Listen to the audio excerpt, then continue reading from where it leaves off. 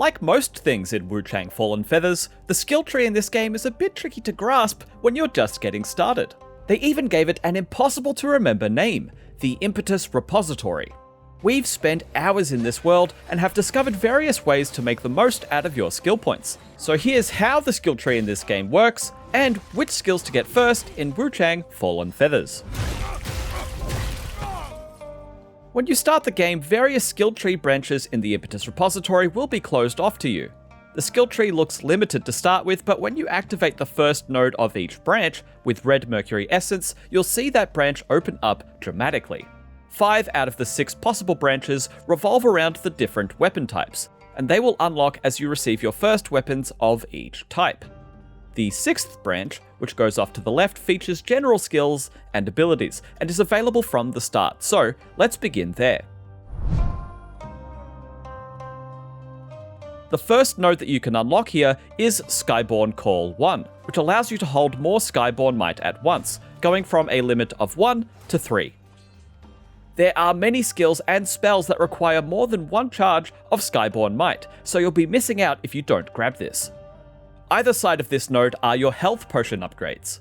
The potions are called Manna vases in this game, and each of these nodes upgrades how much the vases will heal you per sip, as well as how many sips you have available to you at one time.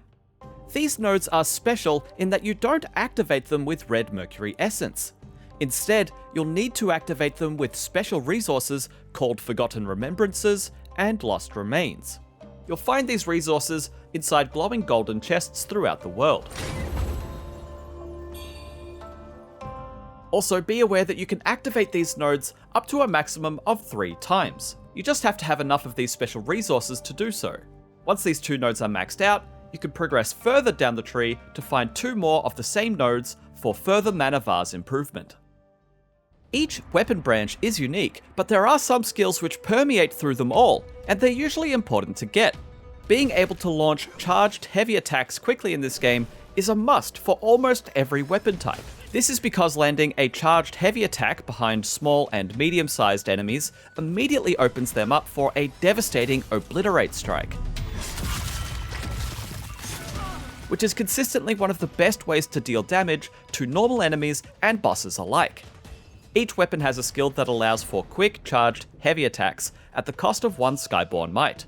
For Longsword, Spear, and One-Handed Sword, this skill is called Wind Force. For Dual Blades, this skill is called Unmatched.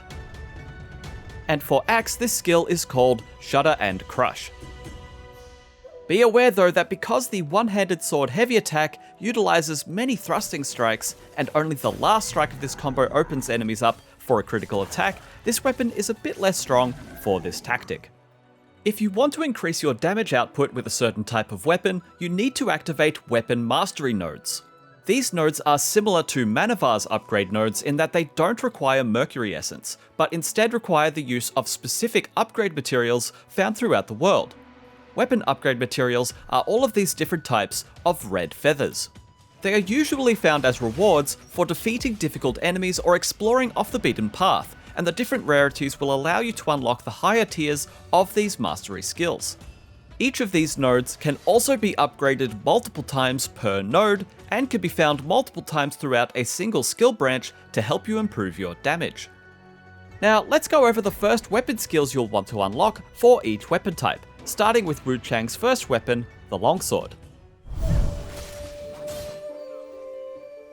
The Blink Kick is the first skill unlocked for the Longsword, and if you upgrade it with Variant 2, you can use the attack with Skyborn Might to send regular-sized enemies flying. You just need to get in close for it to work. Wuchang offers various weapons different defensive abilities, and the Longsword has access to the Sword Counter. You can hold this stance to reduce incoming damage, or time your block to activate right when you would be struck in order to deflect the foe's attack and negate all damage you would have received. This block can also sometimes stun enemies, although be warned that it doesn't work on all attacks. Punches and kicks can get through. If you want to play faster and more evasively, the Crescent Moon skill offers lots of versatility. Using this weapon skill lets you cover a massive distance and can optionally be chained into a backwards leap that can even trigger the shimmer effect if timed correctly to dodge an enemy's attack. Power this up with the Variant 1 skill to include a third strike that's cloaked by the Void, allowing you to evade an attack as you charge in for a second time. Now onto the Spear. Aerial Bulwark is the first skill of the Spear tree, and it's great for blocking enemies and getting some distance before striking with a counterattack.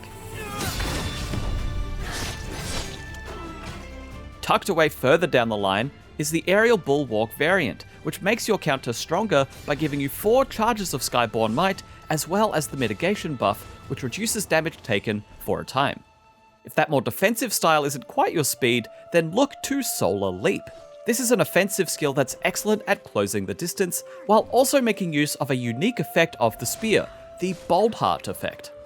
The spear develops charges of Boldheart through normal attack combos, and using weapon skills like Solar Leap allows you to convert those Boldheart charges into Skyborn Might charges at a rate of 2 to 1. Solar Leap then becomes quite potent as a damage dealing move too if you activate Variant 1. This allows you to activate the skill a second time after the leap, where you'll strike with a devastating sweep that sends enemies flying while dealing huge damage. Next up is the One-Handed Sword, which is a versatile weapon type that doubles as a spellcasting tool. Near the start of this tree is the Biding Time skill. This makes it so that you periodically gain 1 Skyborn Might charge every now and then when you have a one-handed sword equipped. This is great for keeping your Skyborn Might high, enabling you to keep casting your spells. Biding Time is an effect that stacks when you deal damage with your sword or with spells, so your passive generation increases when engaged in combat. But even if you haven't fought anyone recently, and even if it's not your main weapon, it can still be worth keeping this weapon equipped while you're running around, as it will help you maintain your Skyborn Might passively while exploring. Pair this with Unbroken Focus from the general skill tree, if you don't mind a high madness stat, to make it so that your Biding Time buff doesn't decay below 3 charges for a consistent increase to your Skyborn Might generation. This tree is also the best place to activate magic and feathering skill nodes. They do exist in other places on the skill tree, but not in the same quantity as they do here. So if you want to increase the amount of damage that your spells do, this is the skill tree to invest in. If you liked one-handed sword, how does 2 of them sound? It's time for the Dual Blades. Many of the Dual Blade abilities focus on giving your attacks the Clash property. Clash attacks work by letting you negate most of an enemy's strike by hitting them at the same time with said Clash ability. You still take a little damage, but you won't be interrupted, allowing you to just keep attacking through enemy combos. It only works on other bladed attacks though. Punches, kicks, grabs and the like cannot be clashed. The earliest practical skill for you to get is Sudden Strike Variant 1, which gives your Sudden Strike the aforementioned Clash property. This attack knocks human enemies down too, making it a great starting attack. The next best Clash skills to get are further in the tree, but are more universally useful. Leaf Slasher gives your 4th, 5th, and 6th light attack combo strikes Clash, and Wavebreaker gives all heavy attacks Clash as well. These are perfect for becoming even more aggressive and barreling straight through foes with an onslaught of strikes. To help mitigate the small amount of damage you receive during a clash, the Blademaster skill will make all successful clashes restore some health for a time, allowing you to just power through your foes without even worrying about the dangers of getting in their way. The only problem with using this skill is that it takes up the slot that Sudden Strike uses, so you can only use it in conjunction with the innate Clash abilities we just listed like Leaf Slasher and Wavebreaker.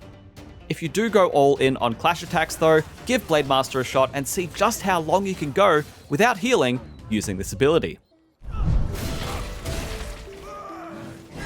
Last but not least, we have one of the most unique weapon types in the game, the Axe. The first 2 skills for the Axe are Block and Thunderous Cleave. Block is similar to the Longsword Guard, except you can't use a perfectly timed block to negate all damage. It's just a sturdy defensive guard. Thunderous Cleave is your Skyborn might generation for this weapon, that empowers your 4th light combo attack to give you 3 charges of Skyborn might if it connects. Most axe skills use more Skyborn might than other weapons, so you'll need to rely on this ability. The next best skill to get is the Earthshatter ability on the left side. This is an expensive skill that uses 3 Skyborn might, but it's also one of the faster attacks that you can use as an axe wielder. Plus, its huge radius means that you can stun enemies all around you. This attack gives you resilience, making it more difficult for enemies to stop you while you're attacking. You can also chain this skill into a light attack combo to quickly regain your Skyborn might, meaning you could theoretically combine Earthshatter into your light attack combo recharge infinitely, so long as you had endless stamina, that is. Add to that the innate clash ability of your first light attack strike that's there by default, and the later skills that add clash to more of your swings, and you'll become a bruiser powerhouse that just cannot be stopped. Hopefully you're now empowered to find the weapon type of your choice and start dishing out the pain, but there's plenty more challenges up ahead. For more help with Wuchang, head to our wiki for boss guides, build tips, walkthroughs, and more. And for all other things gaming, stick with IGN.